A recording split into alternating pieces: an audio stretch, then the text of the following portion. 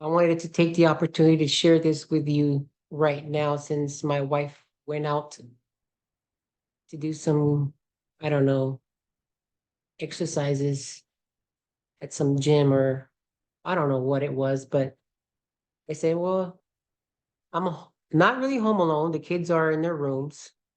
And I started thinking maybe I should share it now while I have the time to share this.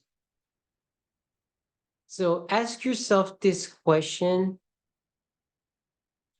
because before I even started this video, I started thinking about it.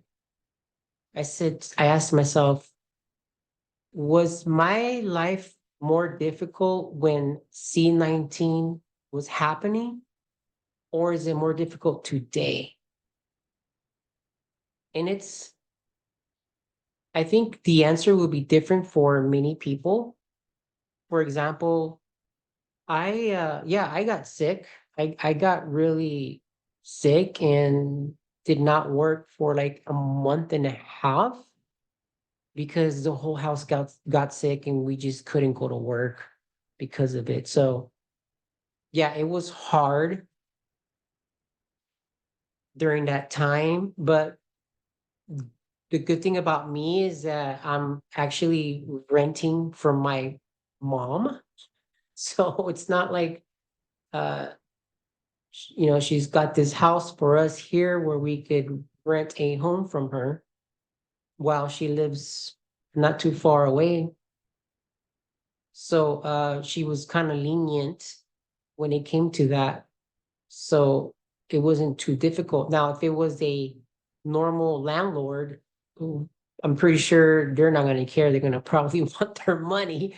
So it wasn't that difficult for me.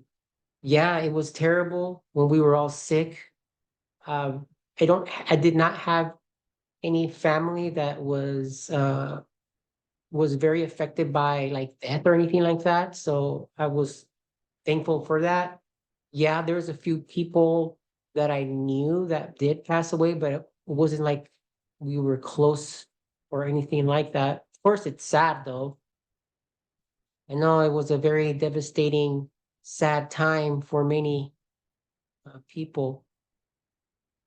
Then I started thinking, wait, today I think it's even harder now because, for me at least, because when it comes to money, it's you have to be careful how you spend it. At least for me, I live check by check because of the choices I've made in the past, and now I'm paying the debt that I owe, and but I'm glad that I'm in a situation where I can pay it off. There's people out there that can't. They cannot pay off their debt. They cannot pay even their rent or buy groceries. And I think when you think about it, I don't know, when I used to go to the grocery store, I was able to buy a whole week without a problem. Honestly, I could, and I was a very smart shopper. I didn't, I don't buy like some people do, like overbuy. I would buy a week, sometimes 2 weeks worth of food.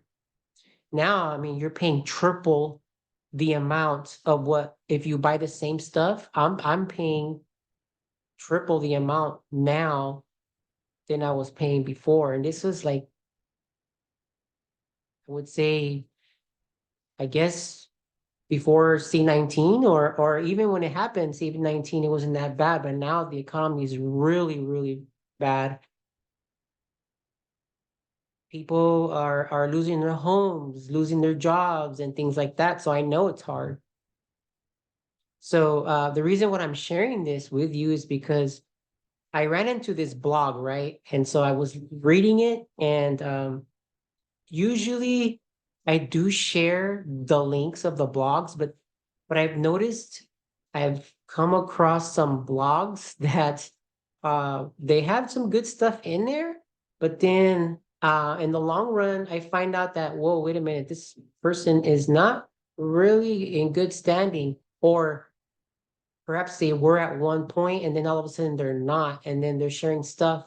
And I don't want to share any links and be responsible sharing them, and then you run into some things that, oh my goodness, and then I don't want to be part of that.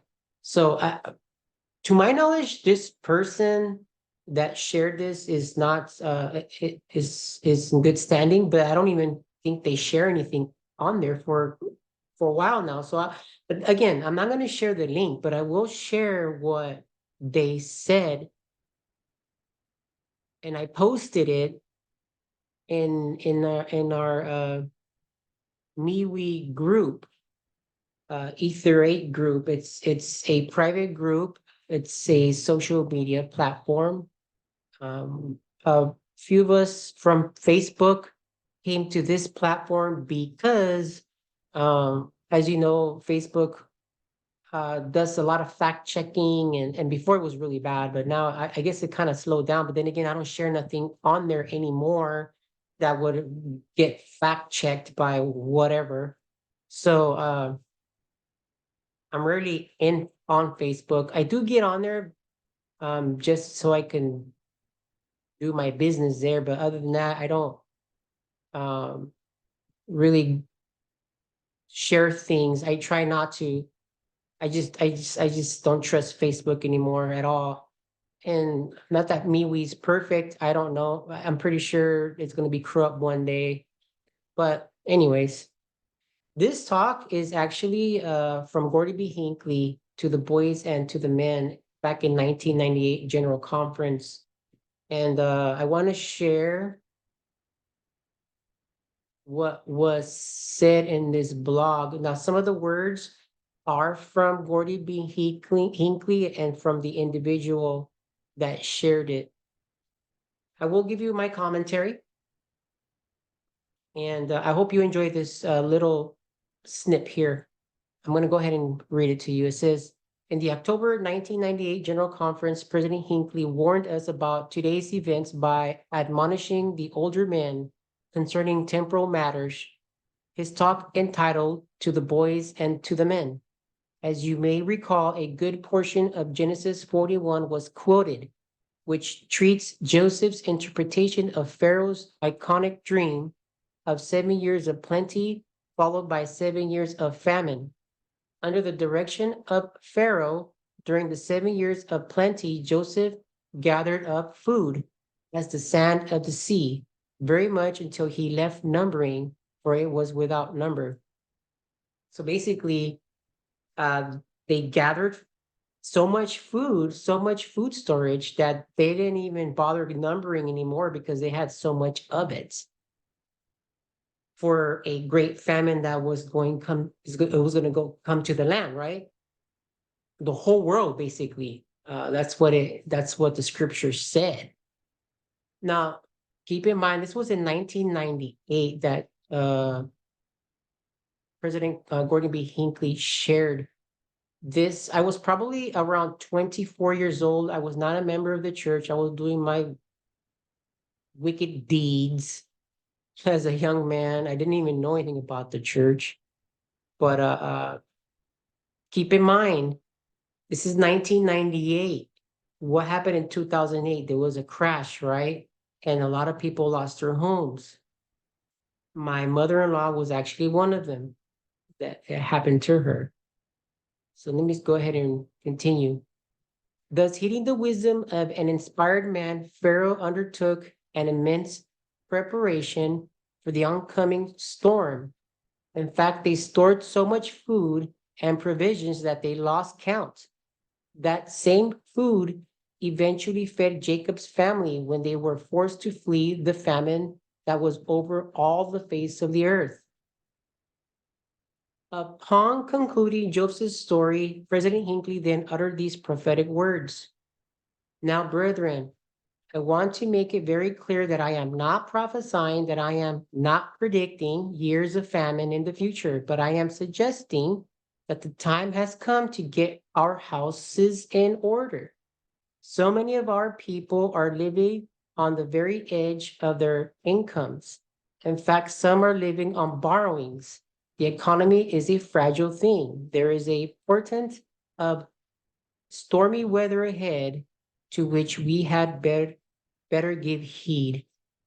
So he already knew that something with the economy was very fragile, and that we should prepare ourselves. He was worried about this, that maybe many members were not ready for something like this. He says that some are living in borrowings.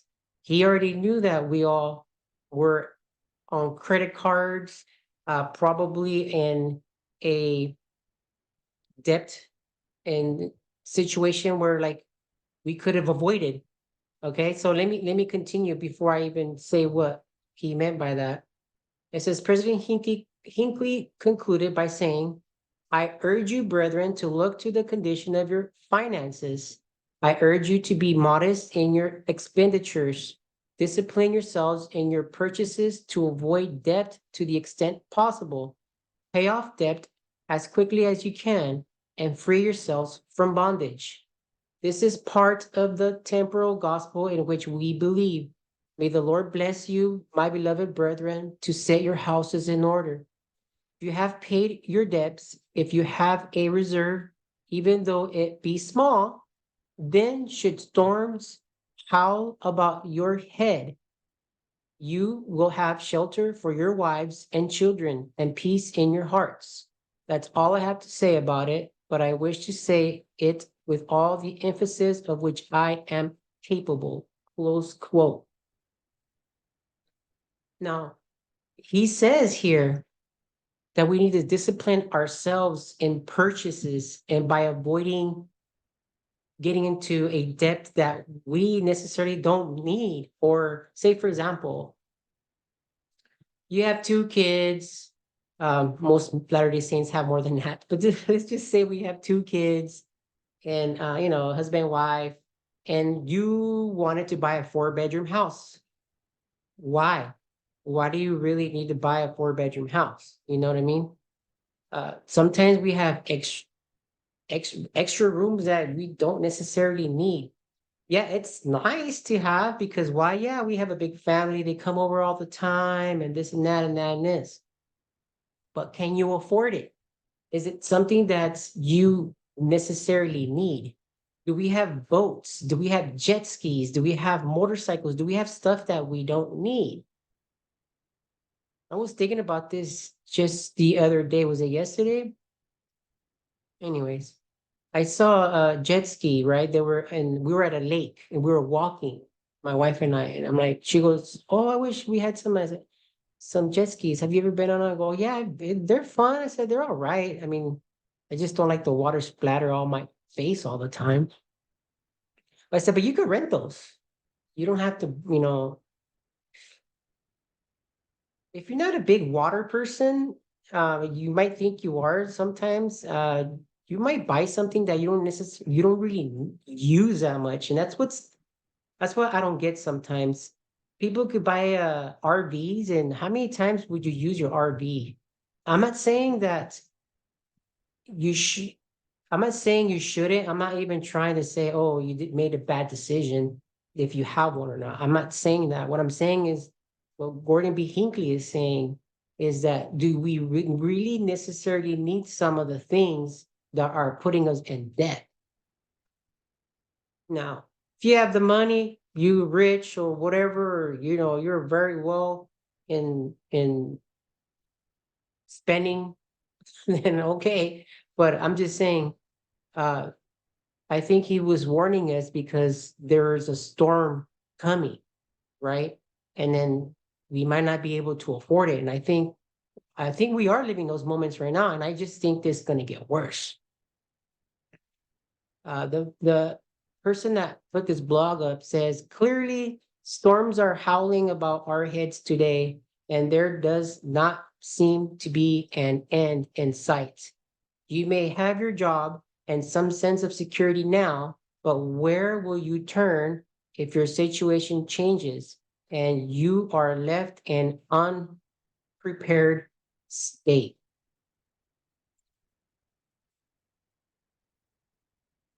guess you should ask yourself that question. Are are we prepared now? Do we have what we need? Are we in debt? And if we are, do you think it's a good time to start paying that debt? I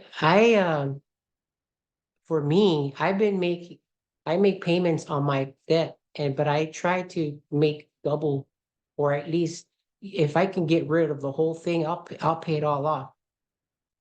Um, because being in debt, you just don't know what's going to happen. You just don't know. I'm not gonna lie, guys. I pay off my debt. All of a sudden, something happens, and I have to use it again, and then I have to pay that again. I just keep going back and forth because of situations, and I think we're at that time now that it's hard to get out of that. It's called bondage, right? It's hard to get out of the situation where like this, if one thing comes, another thing comes. It's just like one thing after another. And it's been difficult. It's been hard for me at least. And I don't know about you. And if you're not struggling or not going through it, then I'm glad you're not. But one way or another, we are going to struggle. And I think again, where it did say that when it comes, this is a gospel uh principle that we have in our church, that we ought to be off debt. We should not be, yeah, there's school, there's people that those kind of things are okay, they say, but we just need to be careful. I just wanted to share that with you. I felt impressed to do so. I hope this does help. Maybe uh you've been thinking about this, and if you have, well, then I hope your prayer has been answered to maybe the questions that you may have. I run into so many things um, that I'm like, wow, okay, this answered my prayer, or I've been thinking about this. So hopefully, the things that I share on here does help you. And if it did, I hope you can share it with others, and that may help other people. I don't know.